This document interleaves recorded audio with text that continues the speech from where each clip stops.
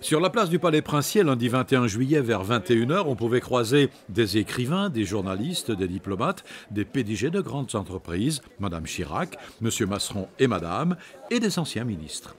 Quelle est la raison de votre présence ici ce soir? J'accompagne ma femme qui chante. Voilà. Et puis, pour dire les choses, c'est aussi le soutien à une œuvre caritative, parce que ces manifestations-là sont destinées à les financer. Ces personnalités accompagnaient pour la plupart leurs conjoints ou conjointes, membres de la chorale des compères, qui donnaient un concert exceptionnel dans la cour d'honneur du Palais Princier, en présence du prince souverain.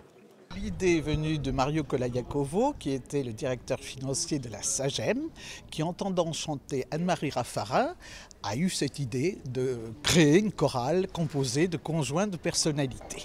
Donc nous avions Anne-Marie Raffarin, nous avons Sophie de Vedjian, nous avons des femmes d'ambassadeurs, de PDG, des gens d'univers très différents. Caroline de Carolis, France Duhamel, femme d'Alain. Et nous nous retrouvons tous les jeudis. Alors, l'originalité, c'est que la plupart de ces gens ne connaissent pas la musique. Ce sont vraiment des amateurs. Mais on a beaucoup de passion, on forme un groupe on s'aime tous beaucoup et on se réunit tous les jeudis à la salle Gaveau. Et en principe, on donne 1 ou 2 concerts par an, toujours à but caritatif.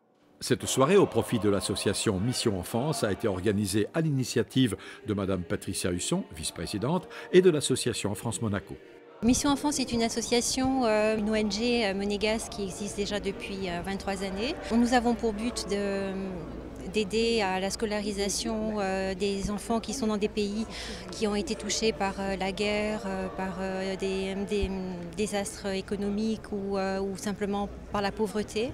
Nous sommes présents dans une dizaine de pays dans le monde.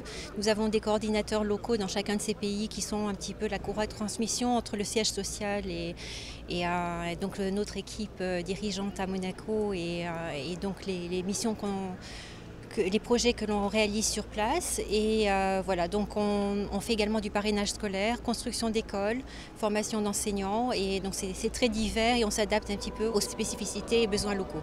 Nous travaillons beaucoup en ce moment, nous faisons beaucoup d'aides d'urgence, nous essayons de donner des tentes, de donner de la nourriture aux familles syriennes réfugiées au Liban, par exemple dans la plaine de la Bekaa.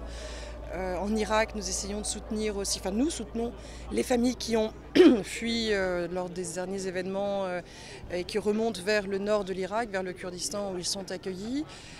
Et en Syrie même, nous travaillons à Damas pour les enfants qui sont blessés de guerre ou qui ont tout perdu ou qui se retrouvent un peu disséminés sur le territoire aussi syrien.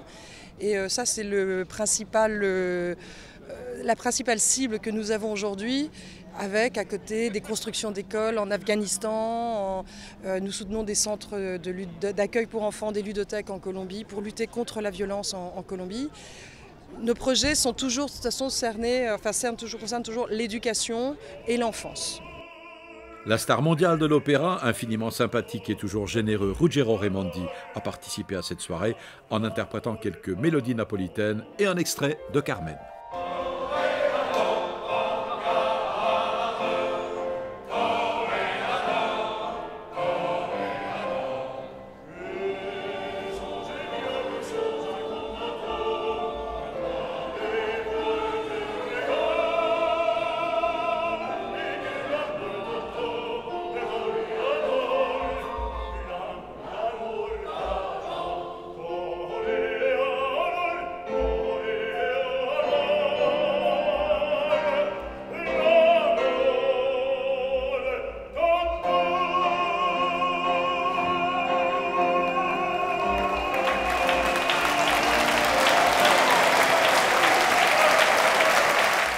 J'aime mettre à disposition ma voix pour des choses qui font du bien à beaucoup d'enfants. Et j'ai toujours fait et je ferai encore.